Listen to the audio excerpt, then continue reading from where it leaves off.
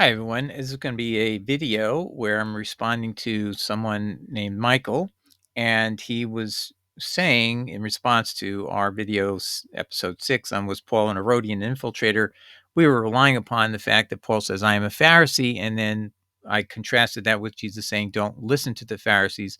And then Michael S. said, I'm wrong, and I'm going to show you a rebuttal to that today in Matthew 16, verse 6 and 12. And in the very verse he cited, Matthew 23, verses 2 to 3, but if you read it in the Shem Hebrew Matthew, it doesn't say what we normally see. It says, and it could not possibly mean in context what he thinks it means. So we'll take a look. So I'm now going to play a clip from the video of episode 6 where I bring up the fact that Paul says in the present tense, I'm a Pharisee, and then I apply that to say that Jesus tells us, don't listen to them. I want you to hear the context, and then I'm going to show you what Michael responded to about that. Now let's begin our examination of this evidence.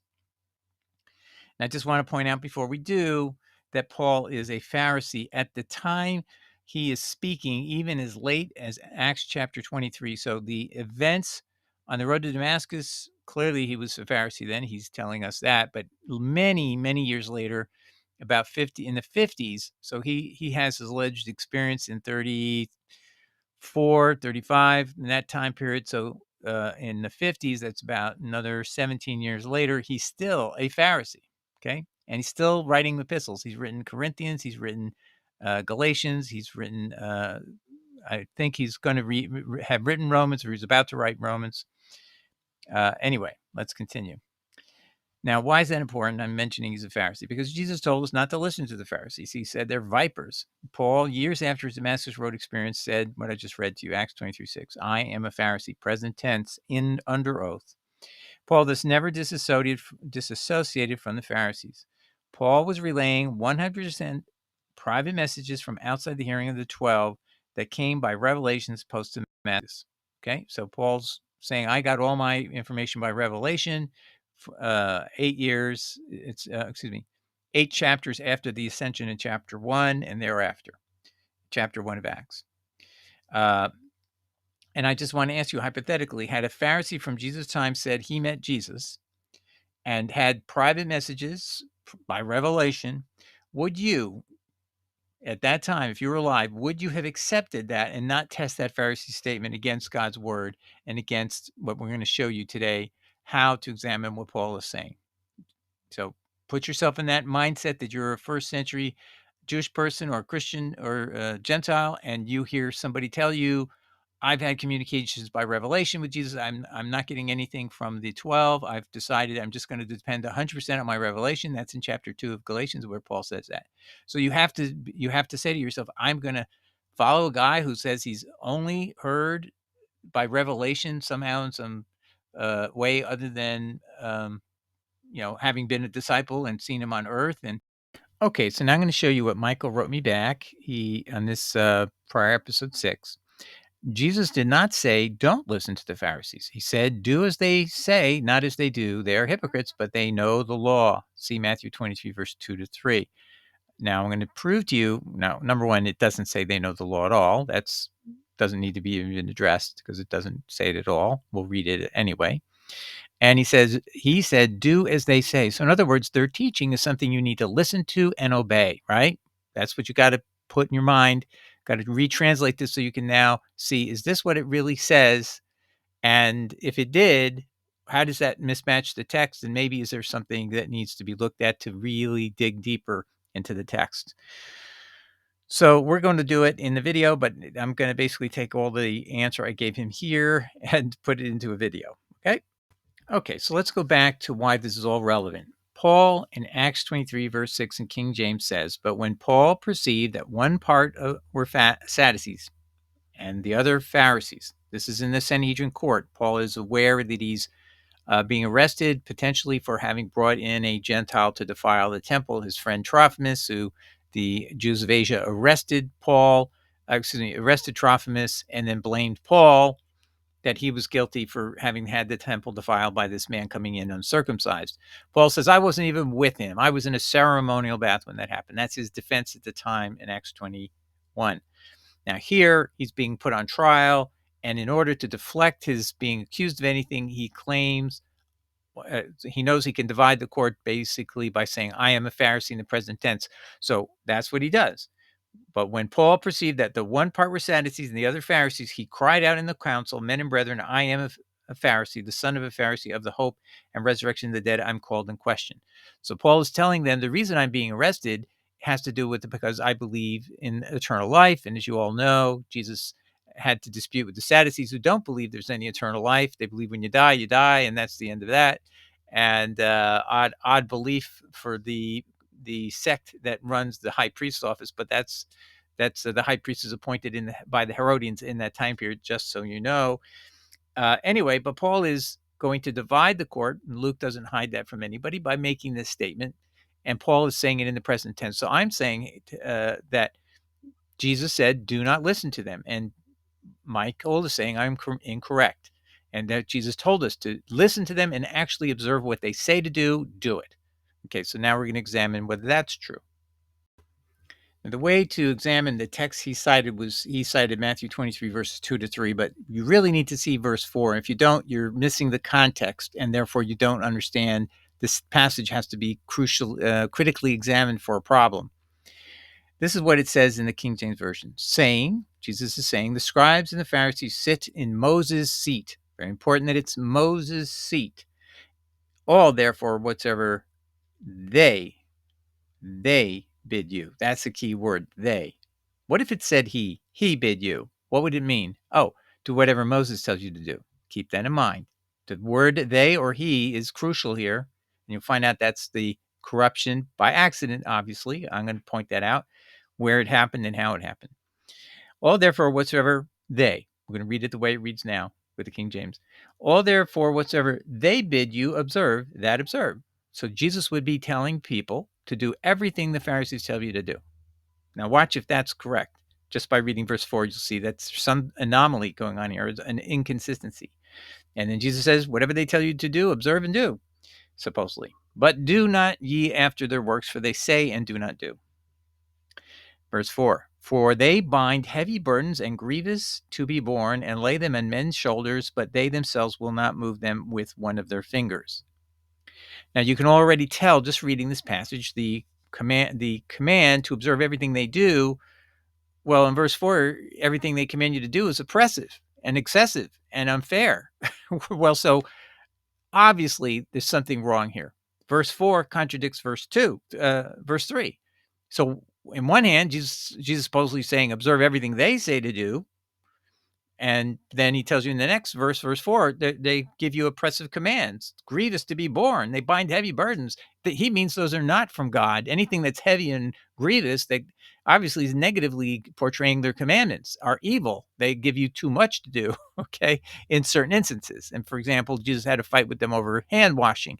They would make up extra commands that you have to wash your hands. And if you don't wash your hands, anything you eat defiles you. And that was the whole thing he had to deal with as well from the Pharisees. And they lay them on men's shoulders, but they themselves will not move them with one of their fingers. So they'll put all these burdens on you, but they will not take any extra burdens on themselves or do anything to try to lighten the load by reading the law more carefully and not making up oral law. Okay, so now I just want you to see what happens if you just change one little thing. What if the word they said he? Okay, and so watch this. Saying the scribes and the Pharisees sit in Moses' seat, all therefore whatsoever he bids you to do, observe to do. But do not you do after their works, for they say and do not. For they bind heavy burdens and grievous to be borne. So that makes perfect sense. You do whatever Moses tells you to do, but do not do what after their works, and do not do what they do, because they're and do not. And then Jesus criticizes their teachings as grievous and burdensome. Okay. And they don't do anything to try to relieve that burden by telling you more carefully what the law really says, which is not grievous or burdensome. So that would be just simply even a hunch you would have that. But we're going to actually find out that's actually how it originally read. Okay, so now what I'm going to show you is the Hebrew Gospel of Matthew. This is the actual way it reads. And the Hebrew Gospel of Matthew was the original form in which Matthew wrote his gospel. And we absolutely know this from a fact. as we'll show you in a second, about the translation issue about whether John the Baptist ate locusts or he ate manna coming down from heaven while he's in the desert. This is how the Shem Hebrew Matthew reads in the 1300s. So the Jewish people had been maintaining the Christian scriptures for a long time. Their scholars always kept track of what our views were, and they put it into this repository. And there were some changes over time. If the Latin Vulgate changed things, they would then try to conform to that so they could keep track of what we were contending our scripture said. But there's an underlying structure to it that is actually original, and that's the Professor Howard, George Howard of Mercer University, did an excellent treatise, did two editions of the Hebrew Gospel of Matthew. It's a good thing to buy and purchase, and this comes from that same Shem lineage. But Nehemiah Gordon did research, and there was 26 different manuscripts of it, and he found, I think it was several, that had this variant, which I'm going to show you now. This is how it reads, 23 verses 2 to 3. The Pharisees and the scribes sit upon the seat of Moses. Therefore, all that he, that is Moses, says to you, diligently do, but according to their reforms, that means the Pharisees' reforms, the takanat, and their precedents, the machasim, that's their teachings, commandments, whatever, do not do, because they talk but do not do. Now, just for the moment, I'm not going to provide you the video where this is from a prior time. I did a whole exposition on this Shem variant, and which then replaces this false impression in Matthew verse 3 that Jesus is actually endorsing their teachings, when into context, he's actually not. And all it is one word. Change one word, the they that was here to he, and you see the actual truth. And you have to consider this as well. Did the Jewish people corrupt this for any reason? What would be their benefit? This points at them. This points at their teachers, the rabbis that took over after the temple fell. The Pharisees continued to be the more influential group, and they now call themselves the Orthodox. Why would they want to leave this behind, that they're condemned by Jesus instead of what, and that this makes Jesus look good, that he's endorsing Moses, right? Jesus is saying everything Moses says do, but everything that they, according to their reforms and their precedents, their teachings, don't do it. Literally, he says, don't obey anything they say, because they talk but do not do. And they just talk a lot, but they don't actually obey God's words. So this is a very indictful thing. So they would never want to keep this. And there's always called the rule of embarrassment. If something like this is embarrassing, this would not be the corruption. You would expect to find these four variants to be the minority, because over time, maybe they would erase some of this because this is very embarrassing.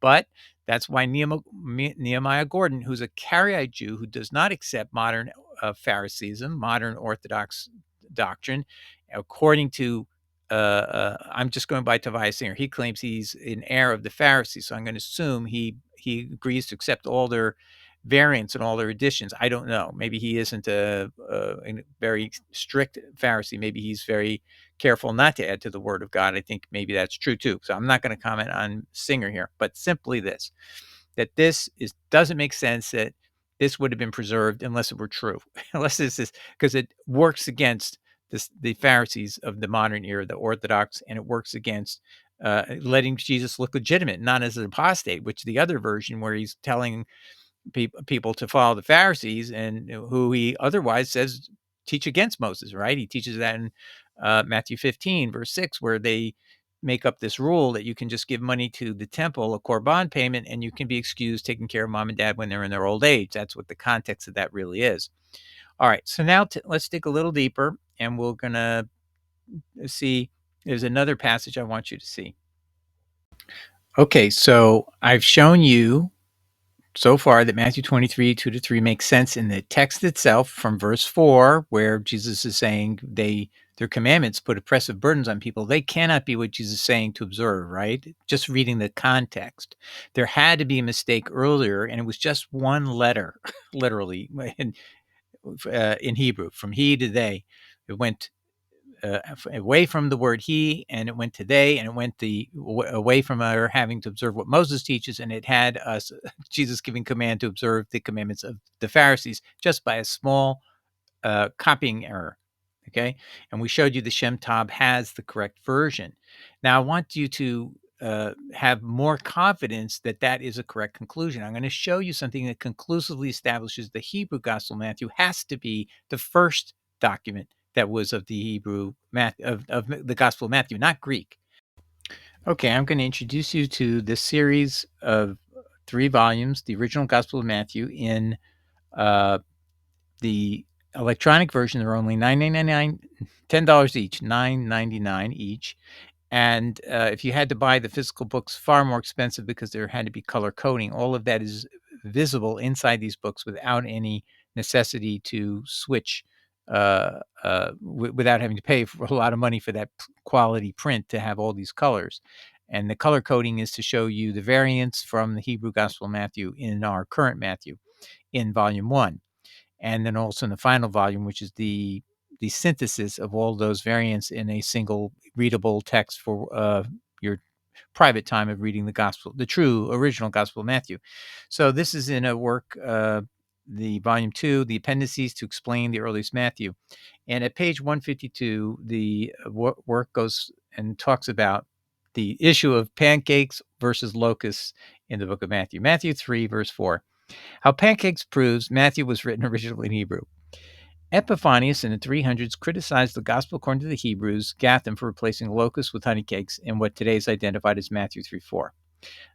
Now, why are they criticizing it? Because this is an Ebionite work. Everybody knows it is. And the Ebionites are anti-Trinitarian at this point in the 300s. And this was the original church in Jerusalem. That was their name at the time of the apostles. And it continues to be the name later in time. And they're being excoriated for being people who believe there's one God and not three, okay, and one Godhead. And so anything that they can throw the mud against the wall, this is why they're being slandered for every little difference between their Gospel of Matthew and ours. And it's really hysterical that Epiphanius is criticizing for this particular problem. And what he says is they replaced, in the Gospel according to the Hebrews, for the Ebionites, they replaced the word locusts, which is in our Greek, right, with the word honeycakes, manna. And he's outraged at what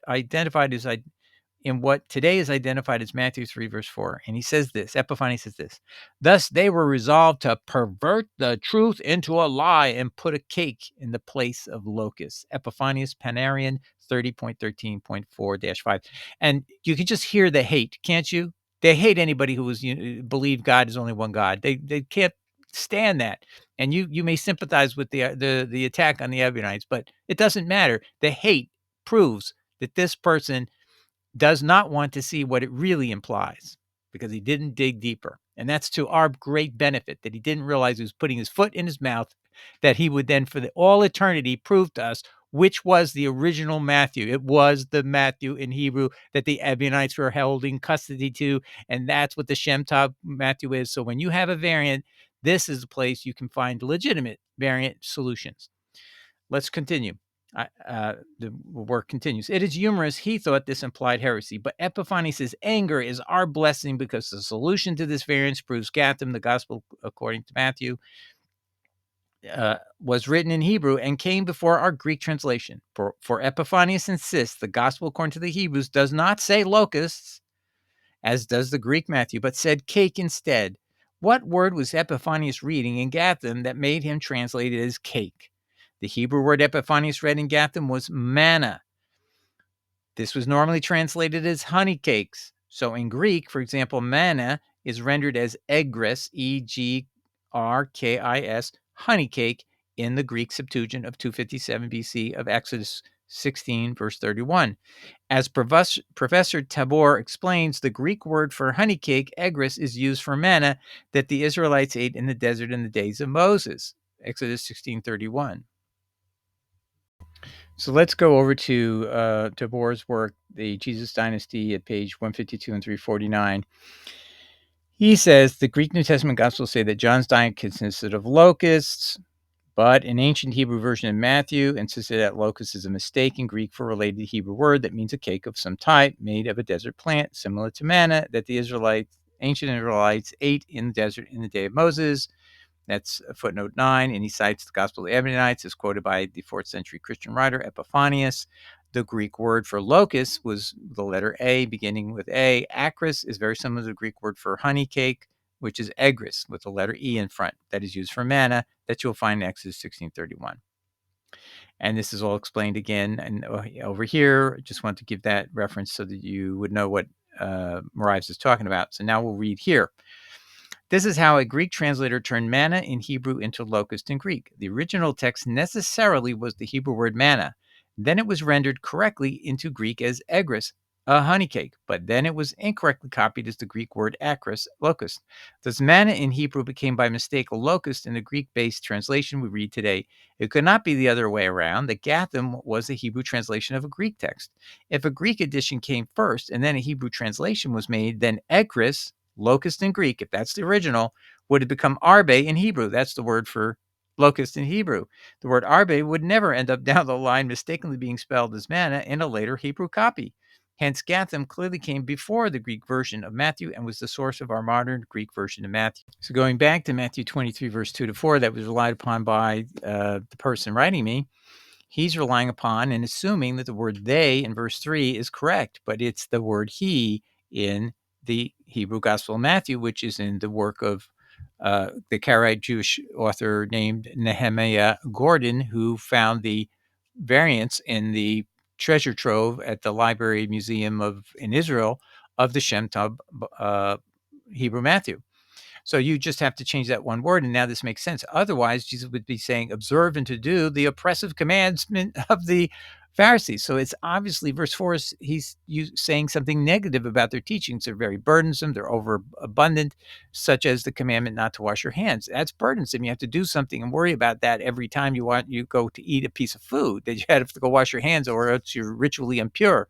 That's not in the Bible, and it makes life more burdensome. You can't just pick up a piece of food and pick up fruit and eat it. You got to go wash your hands first every time. That's annoying, but that's what they've been make people do. I'm sure it was burdensome for people and they couldn't stand it. Okay. And Jesus put that away and said, no, that's not, when you eat the food, it goes out of your body and it cleanses it through the latrine and it won't hurt you, and don't worry about it. That's what he's saying. And you could even intuitively figure it out. Once you see it, though, in the Hebrew Matthew, it helps you figure it out. And again, that reading of Matthew 23, verses 2-3, which that my correspondent was saying meant that we have to obey the Pharisees, is based on an accidental corruption of that passage. That's actually what it is. And you can see I have a strong other verse that I cited back to him in my correspondence, and it's this Matthew passage. Matthew 16:12 says, finally, they understood what it meant by leaven was the doctrine, the teaching, the didache of the Pharisees. Do not listen to it, right? Beware of them. They understood how he bade them not to beware of the leaven of bread, but of the doctrine of the Pharisees and of the Sadducees. So don't listen to Pharisee doctrine. They make up stuff. They don't exegete properly. They add burdens that aren't in the law. They try to make it look worse than it really is. That's a bad thing. And so Paul saying, I am a Pharisee is a very negative thing. He's put himself under the condemnation of Christ. I don't believe he even knew the Gospels. I mean, there's nothing to indicate that he ever read any of the Gospels. So he has no idea of the antagonism that Jesus has towards the Pharisees, it appears to me. So I think if we put together a New Testament, people should accept that Nehemiah Gordon, this Karaite Jewish scholar, not a Christian, not taking sides. He's just telling you what it says. When he went there, he figured it out. And he said it doesn't make sense that Jesus is endorsing the Pharisees in verse 3 of Matthew 23. So he said, I wanted to find an answer to this, a solution. And really, until you see it, you can't really guess at it and feel confident. And when you see it, that's what locked it in. He says, of course, Jesus wasn't endorsing obeying them. He was endorsing obeying Moses. So let's listen again to this solution, an answer to this correspondent. Matthew 23, verse 2-3 in the Shem Hebrew Gospel of Matthew, translated by Gordon. The Pharisees and the scribes sit upon the seat of Moses. Therefore, all that Moses, says to you, diligently do. That's a big point, nobody should miss the correction here, also points us in the direction of who to follow and who not to follow. So when Paul's guiding you that the law was given by angels through mediator Moses and they're weak and beggarly celestial beings, and why do you want to be in bondage again to this law? And you want to observe seasons and days and new moons. I'm worried about you, Galatians. You're in bondage. Jesus says bondage is not obeying God's law, as Paul says. Bondage is being a slave to disobeying God's law, being a sinner. That's what Jesus in John 8 said. Paul and Jesus have opposite views of what is bondage. Bondage to the law is Paul's view. Bondage to sin is Jesus' view of bondage. But I digress. Pause right there and start again. But according to their reforms, that is the scribes and the Pharisees' reforms, takanat, their reforms, their changes, their additions, and their precedents, their commandments, their teachings, do not do, because they talk, but they do not do. So even when they tell you to do something, don't even follow what they're saying, because they just don't, they're so corrupt. Just basically don't listen to them. They'll never lead you to light. They're dark. And then when Paul says in Acts 23:6, I am a Pharisee, he's putting himself in that camp, and I believe unwittingly. I do not think he knows the scriptures. And you say, Doug, why? Because you just got to read Galatians chapter 2.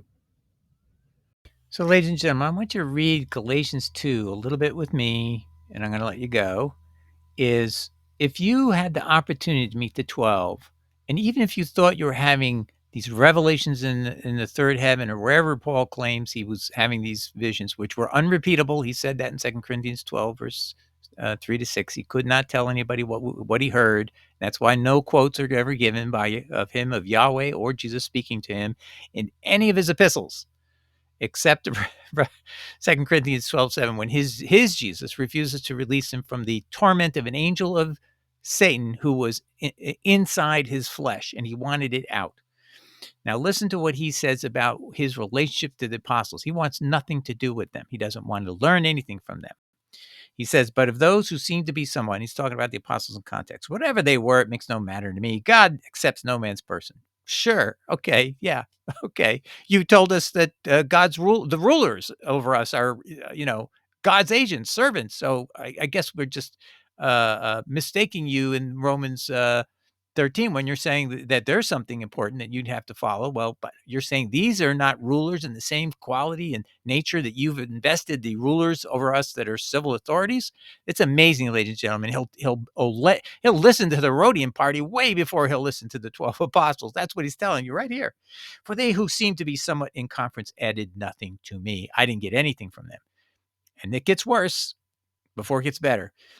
Now, I just want to let you listen to the American Standard Version of that, because a little more, it'll shake you up more.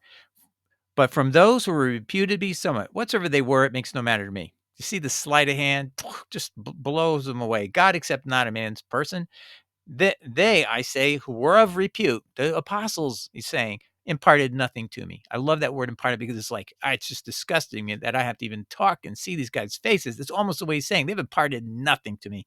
Now it gets worse. This is what Bible Hub put together, 2 verses together, so you could see them side by side. So I'm just going to let you listen to what they did. I went up by revelation and communicated unto them that gospel which I preach among the Gentiles. So he's claiming some revelation told him to go up and see them. So he's in the presence of all the apostles, but privately to them which were of reputation, lest by any means I should run or had run in vain. So in other words, when you put it all in context, he went to see all 12. So this leadership he was talking about here, those who are reputed to be somewhat, he's talking about all 12, all of them, all that were surviving at the time. He visited all of them, and he didn't want to learn anything from them. They imparted nothing to me. I get all my gospel from revelation from heaven. So he's not even allowed him, if he did have a true experience, he isn't even allowing it to be checked, to be corrected. He's just simply walking off and not telling them anything. He's just listening to them. He doesn't share with them anything. You never hear him anywhere telling them he can't. He's told you it's illicit for him to ever quote what he's hearing in the third heaven. Again, that's in 2 Corinthians 12, verses 3-6. Verse 7, he starts complaining that he did reveal that his Jesus refuses to release him from the torment of an angel of Satan. You need to go look at Mouncy's reverse interlinear to see the underlying Greek words that are hidden from you all the time. All right, everybody. So I hope this answered my friend here, and I'm just going to sign off by looking at the letter I got from him and my response. So we see if I resolved it. Okay, so it's actually Michelle, and Michelle is saying Jesus said, did not say don't listen to the Pharisees. Yes, he did, even in Matthew 23, verse 3-4, which she cites because there was a textual problem. But then I show when you look at the fourth verse there, it's clear that he's telling you don't observe what they say because they're burdensome and they put burdens on people. So why would you whenever uh, accept their teachings and obey them because they're putting excessive burdens on you? So it's in that's why there's an inconsistency between 3 and 4. Then we saw in verse 16:6 of Matthew that clearly the same thing is going on. Jesus is saying there's 11, don't listen to them. And it's later in that passage, Jesus says, the apostles actually figured out, and that Jesus is saying, don't follow their teachings. Don't listen to their didache. Okay. And he said, do as they say, and that's wrong. That would be saying he said to obey them. No, he's saying don't obey them. They have wrong teachings. They're leaven. Do not listen to them. That's exactly what that means. And of course, they're hypocrites too. But she says they know the law. He never says they know the law at all. He's impugning their knowledge of the law. You see, so that's why he's not telling you to. He's not teaching you to follow them. He's teaching the opposite. And I think we've conclusively shown that here today. All right. So I hope that helped everyone. God bless. Take care. Ciao.